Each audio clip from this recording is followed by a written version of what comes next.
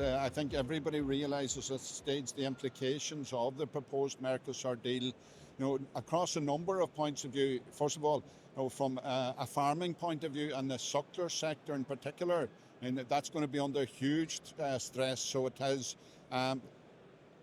Irish farmers are working to the most stringent animal health regulations, and it is concerning when the European Union are actually prepared to compromise human health in the interest of a trade deal. And it's brilliant to see such a turnout here today, and all, as you say, all farming organisations supporting the cause, because quite clearly, if this deal isn't stopped, it is going to have huge implications for farmers, and not alone that, but for rural communities that are so much dependent on farming activities as their economic output. So I think the strong message has been sent, and now it's up to the politicians to carry that forward to ensure that this deal is actually stopped.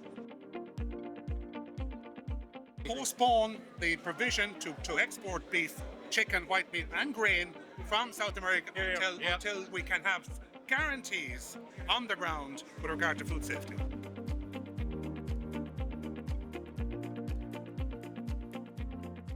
Yeah, we're here to support rural Ireland and the farmers of Ireland. We're here to make our own case about the reality that we have been dealing with Mercosur countries for the last 40 years as tillage farmers.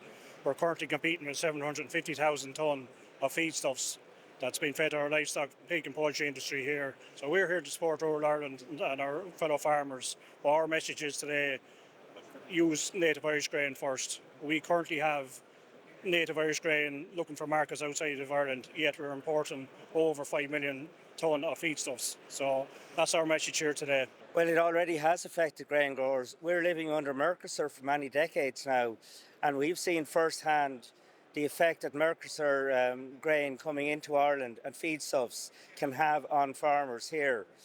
And unfortunately, it doesn't meet the same EU standards as grain grown here in Ireland. There's a 30 million spend due now in 2026.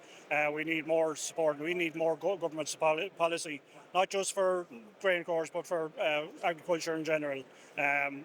We can't have a situation which we are dealing with week in, week out, where our competition is, in some instances, treated with priority. We have feed mills here that use very little native Irish ration. That has to change. We are asking or calling on the feed mills here today to tell their customers, the beef, dairy, pig and poultry farmers, what percentage of their ration is native Irish and what percentage of it is Mercosur. Give our fellow farmers here today the option and let them know. We are asking them for that simple ask today. We certainly would see a future for ourselves, but it's very challenging at the moment. And what we need is for Irish grain, pulses and oilseeds to be prioritised both by our politicians and by the ag industry in general.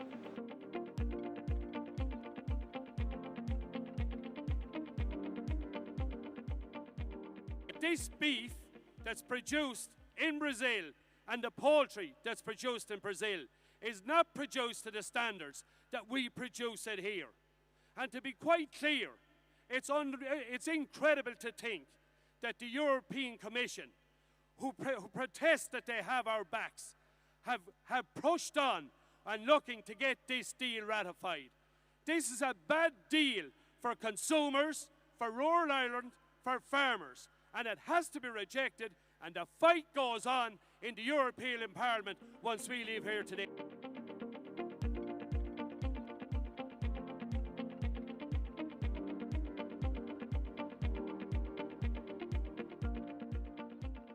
We are here today because the Mercosur trade agreement is a direct threat to that future. Irish farmers are being asked to meet the highest standards in the world on animal welfare, traceability, environmental protection and climate action. We do it with pride because we believe in producing food the right way. But this deal would allow food produced to lower standards, to flood our market and undercut Irish farmers' produce. That is not free trade. That is unfair trade. The fight goes on. Do we give up if we're in a boxing match after the first round? Did Rocky ever give up? No. You stand up, you be counted. That's our job as public representatives, to fight for you, the people that have elected us in rural Ireland. It is up to every MEP from Ireland to stand up. And it is up to every one of them to make friends, to buy coffee, to kiss ass if you have to make sure that when that vote comes in February or March, that we will say goodbye, Ursula, and goodbye to this dirty, rotten deal. Ferramore na herden, Dini na herden, Goramila Mahagut.